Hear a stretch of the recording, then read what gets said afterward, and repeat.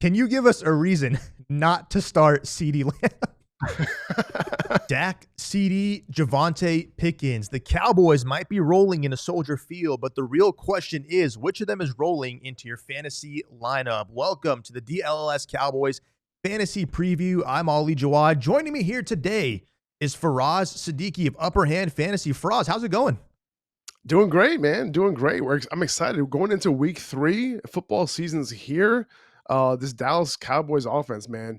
I mean, they're rolling. We have a lot to talk about here, man. The Cowboys are a very interesting team going into this year, honestly.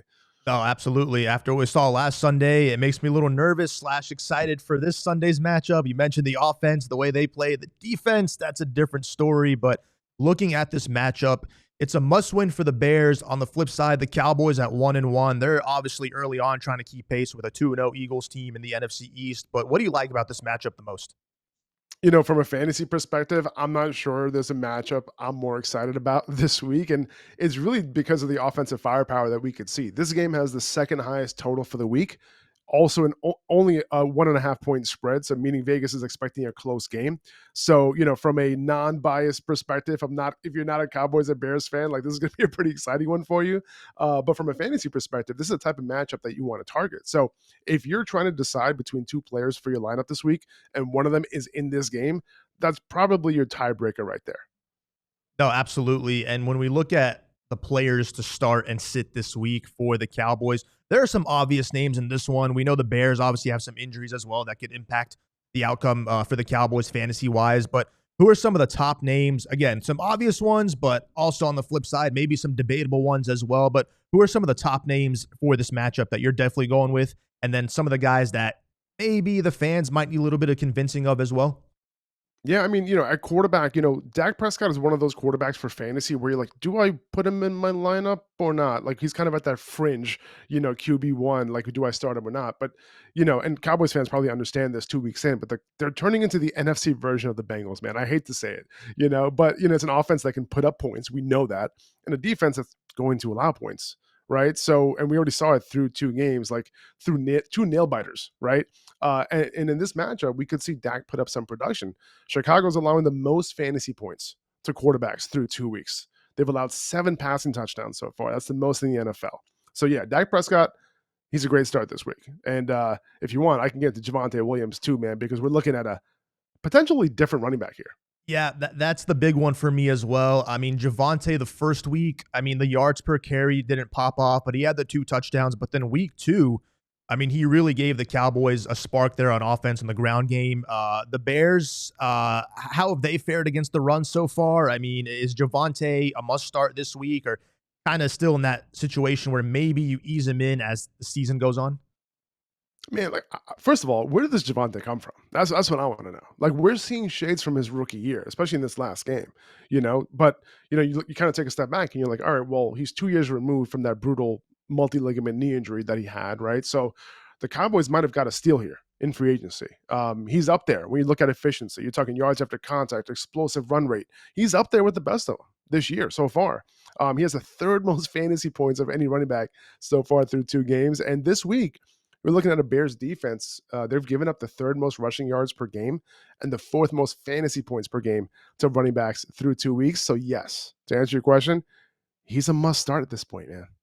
Also, no, I absolutely agree right there. And really just great to see the Cowboys having a guy that has had double-digit carries over the first 2 games. Last season, obviously, were some question marks right away to start in the ground game. Got one for you. Here's a challenging one. Me and John want to throw this one at you, but can you give us a reason not to start CeeDee Lamb? Man, that is tough. That is tough. Like, there's obviously no way I'm taking him out of my lineup. But if I had to, okay, so it is interesting this year. CD isn't playing as much in the slot, right? So far, only 33% of his snaps have come out of the slot, as opposed to the last several seasons, pretty much his entire career almost, where he was a slot demon, right? But this week, it could be a good thing because Tyreek Stevenson is going to be facing off against him a lot on that right side where CD has lined up a majority of his snaps this year, and Stevenson has not been good.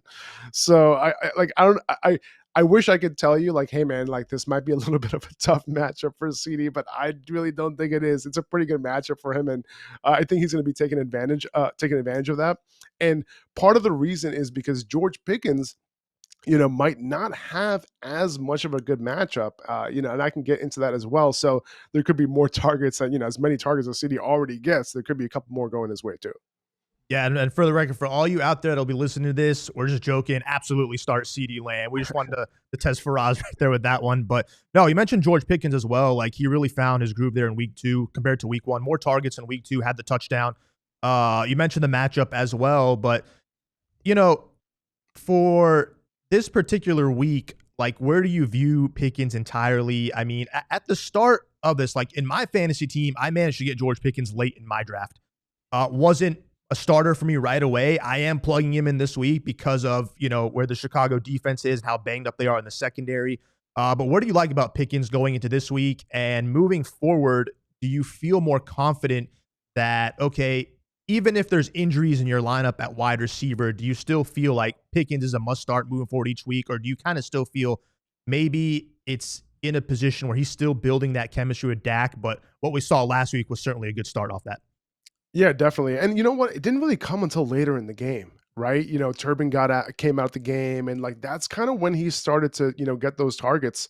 And I did like him last week. Now coming into the year, I really liked Pickens because I just thought that him and Dak have a similar skill set overlap where Dak is really, really good, getting the ball downfield, and Pickens is one of the best downfield receivers in the NFL.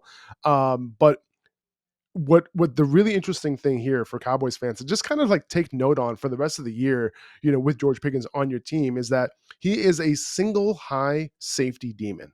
So when the opposing team is playing a lot of single high safety coverage, that's when George Pickens is just at his best. His targets per route run, his yards per route run is just top near the top of the league. We're talking near the elite receivers, okay? But when it comes to too high safety coverage, his targets per route run goes down, his yards per route run goes down. And it kind of makes sense, right? You have two safeties up there. He can't get it, get the ball downfield as much.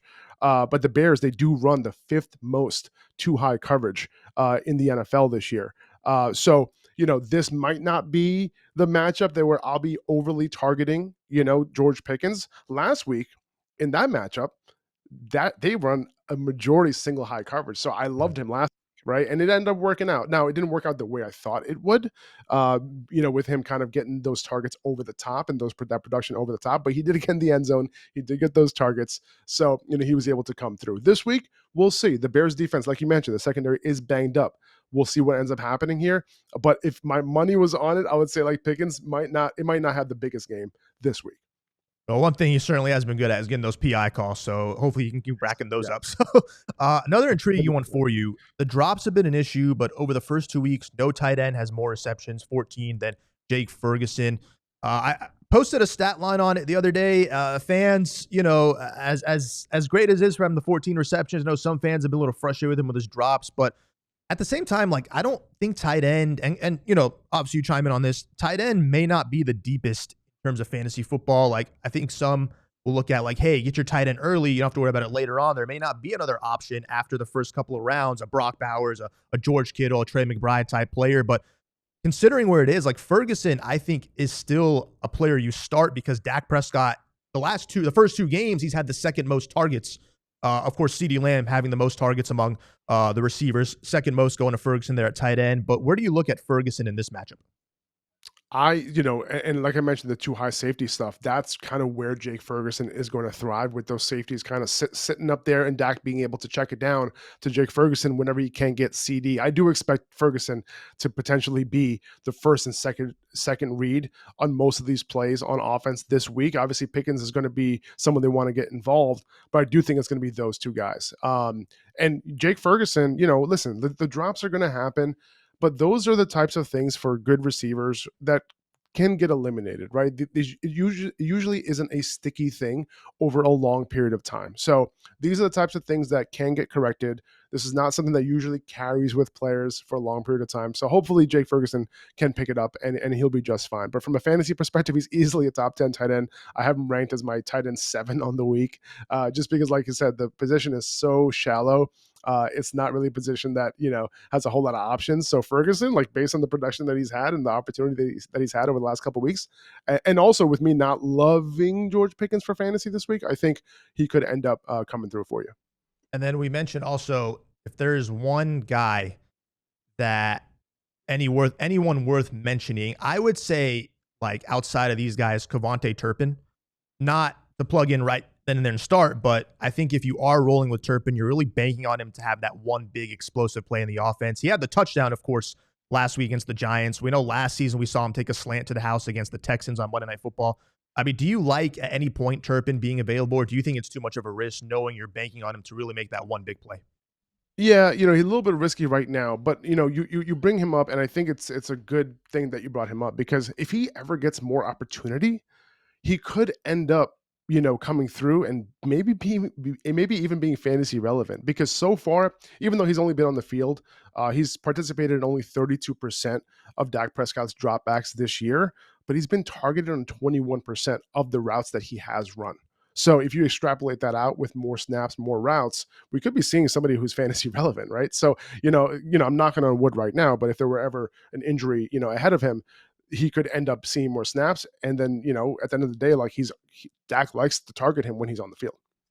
Yeah, and then moving on to another no-brainer. The biggest no-brainer of them all is going to be Brandon Aubrey. That's a must-start every single week. That's a guy, 60-plus yard field goals. He might outscore your running backs, your receivers. Only Brandon Aubrey has that ability. But got one last one for you, another funny one. Can you give us any reason why the Cowboys defense should be in your starting lineup? Obviously, they scared off everybody after last week. But if you had to pick, just off the top of your mind, try and convince the fans. I'm not going to do that, man. Like, that's John's idea, not mine, by the way. No, that's okay. No, I love it. I love the question, though, because at the end of the day, so I will say this. Okay, fine. Okay, let me play devil's advocate here, because Caleb Williams hasn't looked amazing right through 2 weeks. He's been good for fantasy because he scrambles a ton. Right, he's near the red zone. They'd like to give him some design runs. So like for fantasy, he'll be fine. He has two good receivers, but he hasn't looked great. Right, so there could be some opportunity here, right? Like for some turnovers, in the secondary, that sort of thing. If they can keep him contained, if they kind of can, get him a little bit out of rhythm, because Ben Johnson likes to run a very structured offense, and like Caleb isn't like as much of a structured type of player. So this marriage is interesting to begin with. So like if they can kind of keep him off balance and keep him out of structure, there could be some potential for some turnovers. But for fantasy, I wouldn't recommend it, to be honest with you. I'm just going to say I'm right there with you. I'm right there with you. But no, hey, look, this was a lot of fun, and I really look forward to be doing this every single week. Should be an interesting matchup as well this Sunday. A lot of great Cowboys to go with. Faraz, before we sign off, where can our DLLS fans find you? Over on Instagram, at Upper Hand Fantasy. Shoot me a message. I'd love to chat. You got some start-sit questions going into the weekend, let me know. Awesome. Well, that is Faraz Siddiqi, fantasy football guru right there of Upper Hand Fantasy. Faraz, thanks so much for your time here today. And look forward to doing this every single week. Yeah, man. Appreciate your time. Thanks a lot.